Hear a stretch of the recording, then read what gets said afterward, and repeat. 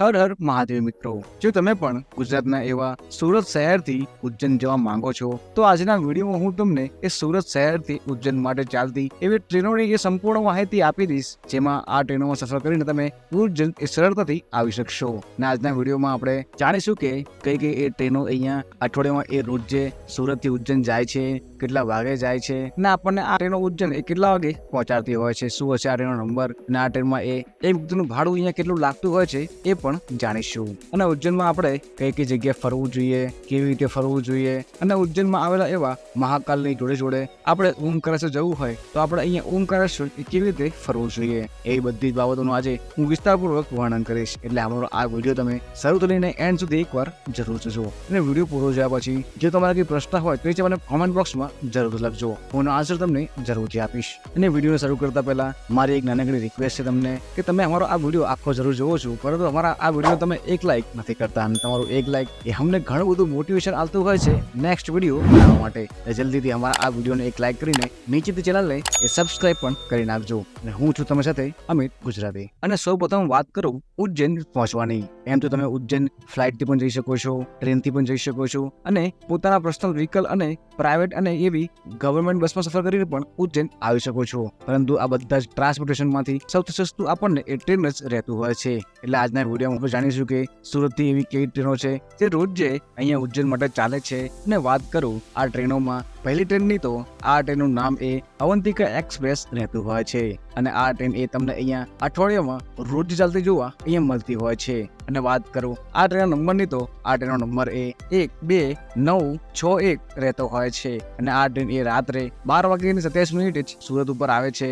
અને આ ટ્રેન એ ટોટલ સુરતથી 7 કલાક અને 5 મિનિટના સફર બાદ આપણને એ વહેલી સવારે ઉજ્જૈન એ 7:30 જ પહોંચાડતી હોય છે. એટલે આ ટ્રેન એ ટોટલ 830 કિલોમીટરનું અંતર કાપે છે, પરંતુ આ ટ્રેન એ સુરતથી ઉજ્જૈન સુધીમાં જ એ ખાલી 487 કિલોમીટરનું જ અંતર કાપતી હોય છે. અને આ વાત કરું આ ટ્રેનની એ એવરેજ સ્પીડની તો આ ટ્રેનની એવરેજ સ્પીડ 68 કિલોમીટર અને મેક્સ ટુ મેક્સ સ્પીડ એ 130 કિલોમીટરની રહેતી હોય છે. અને જો તમે આ ટ્રેનમાં સફર કરીને ઉજ્જૈન આવો છો તો આ ટ્રેનનું એ સ્લીપર ક્લાસનું ભાડું 320 રૂપિયા, 3E કોચનું ભાડું 765 રૂપિયા, 3 એસીનું ભાડું 825 રૂપિયા અને 2 એસીનું ભાડું અહીંયા 1155 રૂપિયા જ રહેતું હોય છે. અને આ ટ્રેનમાં તમને એ ફર્સ્ટ એસી કોચ પણ જોવા મળે છે, જેનું ભાડું અહીંયા 1930 રૂપિયા જ રહેતું હોય છે. અને આ ટ્રેનમાં વાત કરું કોચિસની તો આ ટ્રેનમાં તમને એ ટ્રેનની શરૂઆતમાં એક જનરલ કમ્પાર્ટમેન્ટ જોવા મળે છે, 6 જેવા સ્લીપર ક્લાસ જોવા મળે છે, 2 જેવા 3E કોચ, 6 જેવા 3 એસી, 3 જેવા 2 એસી અને એક જ અહીંયા એ ફર્સ્ટ એસી કોચ રહેતો હોય છે. અને આ ટ્રેનની એ એન્ડમાં તમને એ જનરલ કમ્પાર્ટમેન્ટ એ જોવા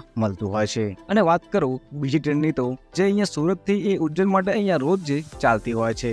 આ ટ્રેનના નામની તો આ ટ્રેનનું નામ એ દાઉંડ ઇન્દોર એક્સપ્રેસ રહેતું હોય છે. અને વાત કરું આ ટ્રેનના નંબરની તો આ ટ્રેનનો નંબર એ 22943 અહીંયા રહેતો હોય છે. અને આ ટ્રેન એ સુરતથી રાત્રે 10:27 ચાલે છે, જે ટોટલ 7 કલાક અને 48 કલાક પછી આપણને ઉજ્જૈન વહેલી સવારે 6:35 જ પહોંચાડતી હોય છે.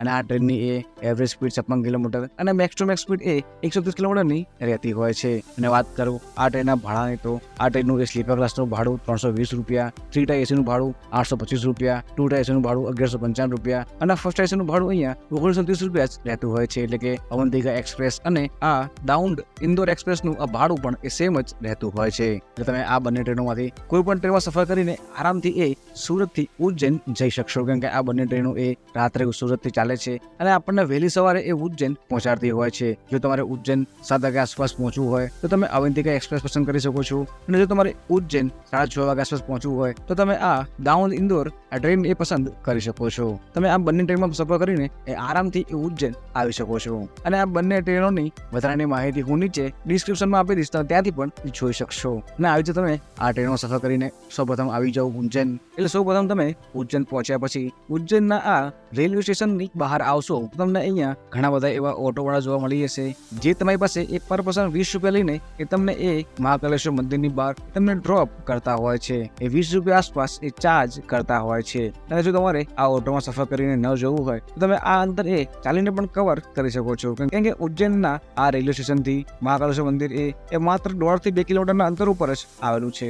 એટલે તમે સૌપ્રથમ આવી જાઓ ઉજ્જૈનના આવેલા એવા મહાકાલ મંદિર નજીક, અને તમે સૌપ્રથમ અહીંયા કરાવી દો બુક એ હોટલ અને ધર્મશાળા. તમે જે બી અનુકૂળ લાગે એમાં તમે અહીંયા બુક કરાવી શકો છો. કેમ કે અહીંયા ઉજ્જૈનમાં તમને ઘણા બધા એવા હોટલ્સ અને ઘણી બધી એવી તમને ધર્મશાળા જોવા મળી જશે જેમાં તમે સ્ટે કરી શકો છો. અને જો તમારે ઉજ્જૈનમાં એવી પ્રાઇવેટ હોટલ્સમાં રોકાવું હોય તો તમે એનું ઓનલાઈન બુકિંગ પણ એ તમે ઘરેથી કરીને આવી શકો છો. અને જો તમારે આ હોટલ્સ બુકિંગ એ ઓનલાઈન ના કરાવવું હોય તો તમે અહીંયા ઉજ્જૈન આવીને પણ આ ઓફલાઈન બુકિંગ પણ અહીંયા પ્રાઇવેટ હોટલ્સમાં લઈ શકો છો. અને જો તમે ઉજ્જૈન આવીને આ પ્રાઇવેટ હોટલ્સ બુક કરશો તો તમે અહીંયા આ પ્રાઇસમાં એ બાર્ગેનિંગ કરીને એ પ્રાઇસ પણ તમે ઓછી કરાવી શકો છો. અને અહીંયા પ્રાઇવેટ હોટલ્સનું ભાડું એ 500 રૂપિયાથી લઈને એ 5000 સુધીનું અહીંયા આ ભાડું એવરેજ અહીંયા લાગતું હોય છે. અને જો તમારે ધર્મશાળામાં રોકાવું હોય તો તમને અહીંયા ધર્મશાળા એ 300 રૂપિયા લઈને એ 2000 સુધીમાં એ સારામાં સારી એવી ધર્મશાળામાં એ રૂમ્સ તમને અહીંયા મળતા હોય છે. અને આ બધી જ ધર્મશાળાઓ અને અહીંયા આવેલી બધી આ હોટલ્સની લિસ્ટ હું નીચે ડિસ્ક્રિપ્શનમાં આપી દઈશ, તમે ત્યાંથી પણ જોઈ શકશો. કેમ કે હું તમને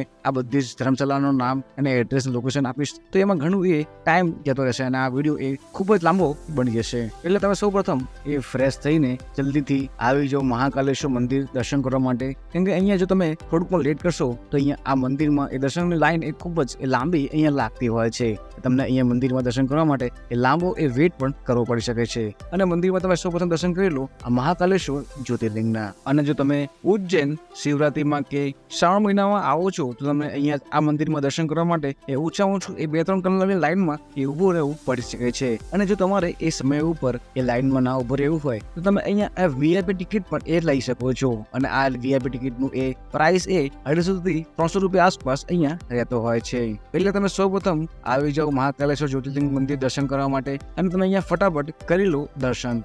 દર્શન કર્યા બાદ તમે મંદિરની બહાર આવશો તો તમને અહીંયા એ પ્રસાદ ઘર જોવા મળતું હોય છે. અને આ પ્રસાદ ઘરમાં તમે પ્રસાદ લઈને મંદિરની બહાર આવી જાઓ. અને મંદિરના બહારથી તમને એવી ઘણી બધી એવી પ્રાઇવેટ ટેક્સી અને પ્રાઇવેટ બસો જોવા મળી જશે જેમાં તમે સફર કરીને એ ઓમકારેશ્વર જઈ શકશો. એટલે તમે સૌ પ્રથમ ડે 1માં એ મહાકાલેશ્વર જ્યોતિર્લિંગના દર્શન કરી લો અને તમે એ તરત જ દર્શન કરીને એ ઓમકારેશ્વર માટે અહીંયા રવાના થઈ જાઓ. કેમ કે જો તમારે ઉજ્જૈનથી એ ઓમકારેશ્વર એની આ પ્રાઇવેટ બસમાં જવું હોય તો આ બધી પ્રાઇવેટ બસો અહીંયા એ વહેલી સવારે જ અહીંયા ચાલતી તમને જોવા મળતી હોય છે. અને આ પ્રાઇવેટ બસોમાં તમને એસી નોન એસી એ બંને બસો તમને જોવા મળતી હોય છે. અને આ બસોની ટિકિટ તમે એ ઓનલાઈન પણ બુક કરાવી શકો છો. અને આ પ્રાઇવેટ બસોનું ભાડું અહીંયા 200 થી 250 રૂપિયા આસપાસ એ રહેતું હોય છે. અને જો તમારે આ બસોમાં સફર કરીને એ ઓમકારેશ્વર ના જવું હોય તો તમને આ ઉજ્જૈનના એવા મંદિરની બહારથી તમને ઘણી બધી એવી પ્રાઇવેટ ટેક્સીઓ ચાલતી જોવા મળી જશે. અને આ ટેક્સીઓમાં અહીંયા અલગ અલગ ભાડું અહીંયા રહેતું હોય છે. અને આ ટેક્સીઓનો અહીંયા આ રેન્ટ એ 3000 થી લઈને 5000 સુધીનો રહેતો હોય છે. અને તમે અહીંયા જેવી ટેક્સી લો છો એ મુજબનું અહીંયા આ ભાડું અહીંયા રહેતું હોય છે. એટલે તમે સૌપ્રથમ આ ટેક્સીમાં એ બસમાં સફર કરીને આવી જાઓ ઓમકારેશ્વર. કેમ કે ઉજ્જૈનથી આ ઓમકારેશ્વરનું મંદિર એ ટોટલ 130 કિલોમીટરના આજુબાજુ એ આવેલું છે. તમને આ આટલું અંતર કાપવામાં ટોટલ એ 4 થી 5 કલાકનો સમયગાળો એ લાગતો હોય છે. કેમ કે અહીંના આ રોડ રસ્તાઓ એ એટલા સારા નથી જેના કારણે તમને અહીંયા આ ઉજ્જૈનથી ઓમકારેશ્વર પહોંચવામાં એ સમય પણ લાગતો હોય છે. અને જો તમે જેટલા વહેલા નીકળશો એટલે તમે આ વહેલા એ ઓમકારેશ્વર પહોંચશો. ઓમકારેશ્વરમાં જતા જ તમને અહીંયા એક પહેલું મંદિર જોવા મળે છે. એ મંદિરનું નામ છે મમલેશ્વર મહાદેવ. ને એવું કહેવાય છે કે જો તમે ઓમકારેશ્વર આવો છો અને જો તમે મમલેશ્વર મહાદેવના આ જ્યોતિર્લિંગના દર્શન ના કરો તમારી આ ઓમકારેશ્વરની યાત્રા અહીંયા અધૂરી ગણાતી હોય છે. એટલે સૌપ્રથમ તમે અહીંયા ઓમકારેશ્વરમાં આવેલા એવા આ મમલેશ્વર મહાદેવના દર્શન કરી લો. અને તમે દર્શન કરીને અહીંથી આગળ વધશો તો તમે અહીંયા આ પુલ ક્રોસ કરીને આરામથી એ ઓમકારેશ્વર જ્યોતિર્લિંગ મંદિરે આવી શકશો. અને જો તમારે ચાલીને આ ઓમકારેશ્વર મંદિર ન જવું હોય તો તમે અહીંયા આ બોટમાં સફર કરીને પણ આરામથી એ ઓમકારેશ્વર નજીક આવી શકશો. જો તમે અહીંયા બોટમાં સફર કરીને એ ઓમકારેશ્વર જાઓ છો તો અહીંયા એક વ્યક્તિનું ભાડું એ 50 રૂપિયા આસપાસ લાગતું હોય છે. અને જો તમારે આ બોટમાં સફર ન કરવો હોય તો તમે આરામથી આ બ્રિજ ઉપરથી એ ચાલીને પણ એ ઓમકારેશ્વર મંદિર નજીક આવી શકો છો. અને જો તમે ઓમકારેશ્વર સિઝનમાં આવો છો એટલે કે શિવરાત્રી કે શ્રાવણ મહિનામાં આવો છો તો અહીંયા આ ભક્તોની ભીડ એ પુષ્કળ અહીંયા તમને જોવા મળતી હોય છે. અને જો તમારે આ લાઈનમાં ના ઉભું રહેવું હોય તો તમને આ ઓમકારેશ્વર મંદિરની અંદર પણ એ વીઆઈપી ટિકિટનો એ ઓપ્શન અહીંયા જોવા મળતું હોય છે. જેમાં અહીંયા એક વ્યક્તિના અહીંયા 300 રૂપિયા આસપાસ એ ચાર્જ લેતા હોય છે. અને તમને અહીંયા 15 કે 20 મિનિટમાં જ એ ઓમકારેશ્વર જ્યોતિર્લિંગના એ દર્શન તમને અહીંયા કરાવતા હોય છે. અને જો તમારે આ પૈસાવાળી ટિકિટ ન લેવી હોય તો તમે આ ફ્રીવાળી લાઈનમાં ઉભા રહીને અહીંયા દર્શન કરી શકો છો. પરંતુ તમને અહીંયા એ દર્શન કરવામાં એ ટોટલ એ 2 થી 4 કલાક જેવો સમયગાળો એ લાગતો હોય છે. અને જો તમારે ઓમકારેશ્વરમાં એ નર્મદા નદીની એ પરિક્રમા કરવી હોય તો પણ તમે અહીંયા આ પરિક્રમા કરી શકો છો. અને આખી પરિક્રમા કરવામાં ટોટલ તમારો એ 2 થી 3 કલાક જેવો સમયગાળો એ લાગતો હોય છે.